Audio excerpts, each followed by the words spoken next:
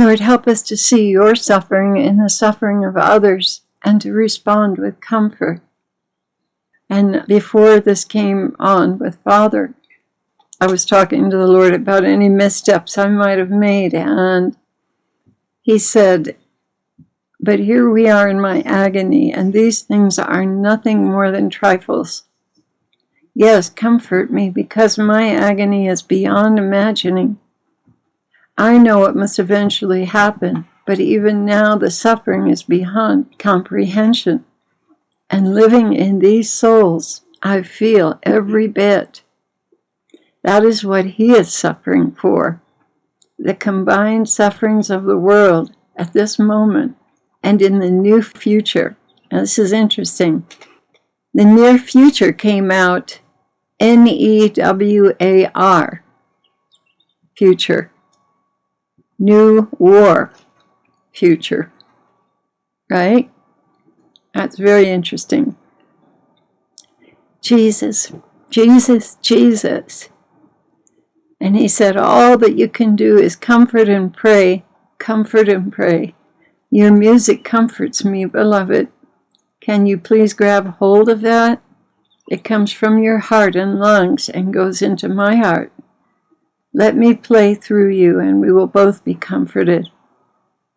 And I said, Lord, I need a new grace just to play. And he said, it's coming. Don't despair.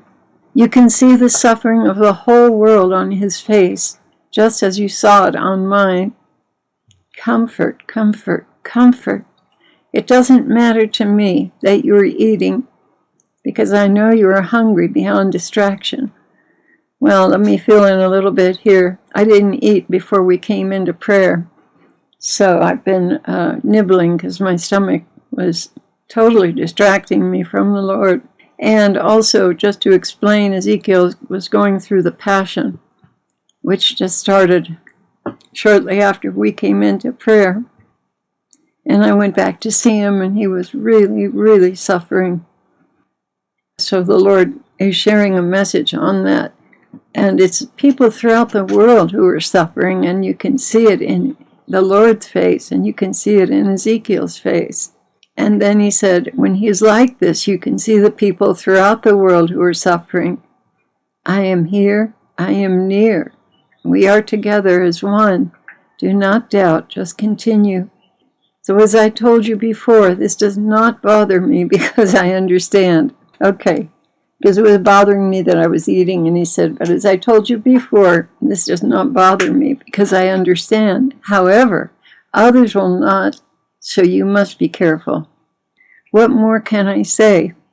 The expression on his face tells it all, because he has united himself with my very own sufferings. What a treasure he has been given. My children, comfort me in the afflicted. When you see suffering, do what you can. Do what is yours to alleviate it. Do not walk by forgetting my agony. Rather, lift the burden with a prayer or word or music to soothe the soul. But do not walk by without any response. Do what you can to take these sufferings upon yourself, to lighten the burdens of a victim soul.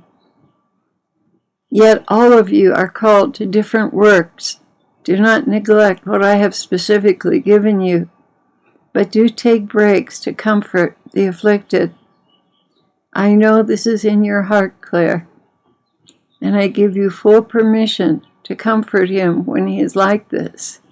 And yes, your rosary prayers are very powerful. Grace is truly amazing, Jesus continued. An amazing force, because it supplies whatever is needed by the soul.